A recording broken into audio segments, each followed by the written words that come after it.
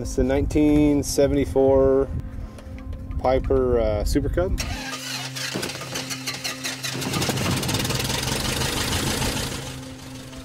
They're vital. If you don't have roads anywhere, you can only get there by air. Oh my goodness, there's nowhere you can't take it. The only way to truly discover wild Alaska is in an airplane. Well, each flight's always better than the next. I mean, well, you'll see here real shortly, but it's just spectacular. It's untouched. It's rugged, unbelievably rugged, and beautiful all the same. Ryan Richards calls flying his therapy. How often do you get to take this out? If I don't fly about every 3 days, I start getting pretty miserable to be around. So, what does it do for you? Oh, I mean, it's like my relief. I mean, what's working out? I mean, what's your deepest passion? Take that away. I mean, that's what you got with aviation with me.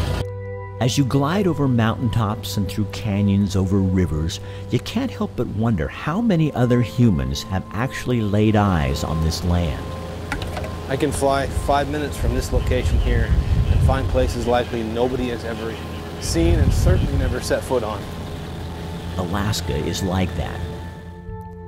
You really do get lost in the vastness of what's out there. Every corner a reminder of your smallness to landscapes so big, so overpowering, it's almost mind-numbing. In a small plane, you get more than a view. You get a feel for the land and its inhabitants. Flying just feet over the rivers and over the mountains leaves no trace of your entrance into a place that almost feels holy.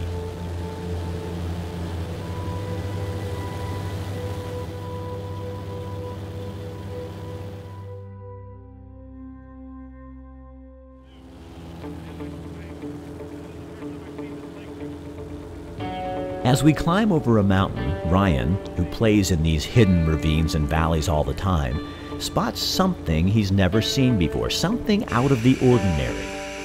3,000 feet above the ground, hidden on a mountaintop, we find an unnamed lake. Ryan is one of those people who is not afraid to risk.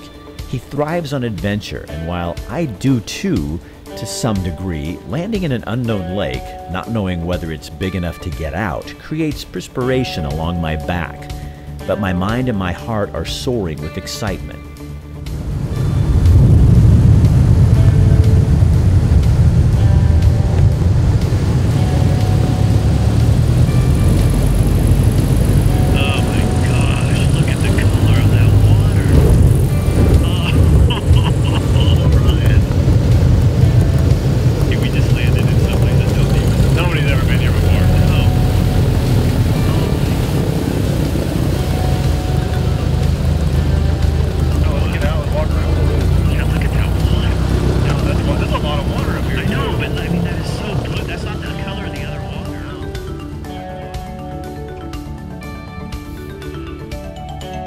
We hike around the lake, look over cliffs into new valleys, and talk out loud about the best day we ever had that day.